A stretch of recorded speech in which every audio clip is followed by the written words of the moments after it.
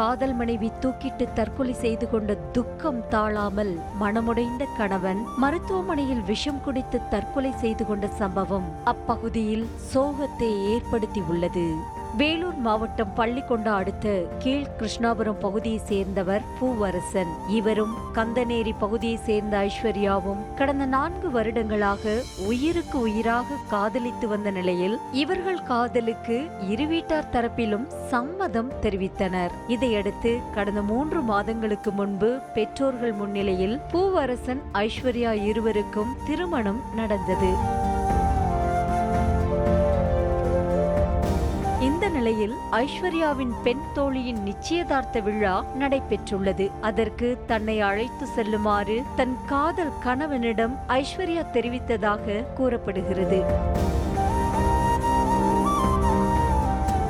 ஆனால் பூவரசன் தனது தாயாரை வாரச்சந்தைக்கு அழைத்து செல்லவிருப்பதாக கூறியதால் 3 மாதங்களாக சுமூகமாக சென்று கொண்டிருந்த கணவன் மனைவி உறவில் வாய் தகராறு ஏற்பட்டுள்ளது.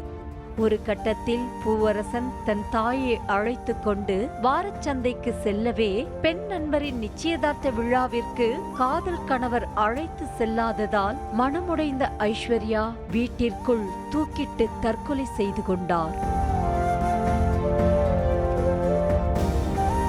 சந்தையில் இருந்து மீண்டும் வீடு திரும்பிய பூவரசன் தன் காதல் மனைவி ஐஸ்வர்யா தூக்கிட்டு கொண்டிருப்பதை பார்த்து அதிர்ச்சியில் உறைந்தார். உடனடியாக ஐஸ்வர்யாவை மீட்டு குடியாத்தம் அரசு மருத்துவமனைக்கு கொண்டு சென்ற நிலையில் அங்கு அவரை பரிசோதித்த மருத்துவர்கள் அவர் வரும் வழியிலேயே இறந்துவிட்டதாக தெரிவித்துள்ளனர்.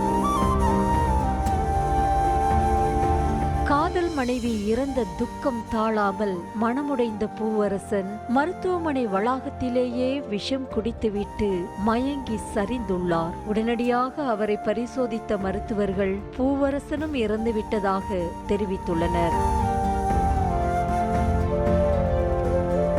4 வருட காதல் பயணம், 3 மாத திருமண பந்தத்தில் ஏற்பட்ட சிறு தகராறு காரணமாக கணவன் மனைவி இருவரும் தற்கொலை செய்து கொண்டு உயிரிழந்த சம்பவம் அப்பகுதியில் பெரும் சோகத்தை ஏற்படுத்தியுள்ளது. செய்திகளை உடனுக்குடனும் துல்லியமாகவும் தெரிந்து கொள்ள சப்ஸ்கிரைப் பண்ணுங்க.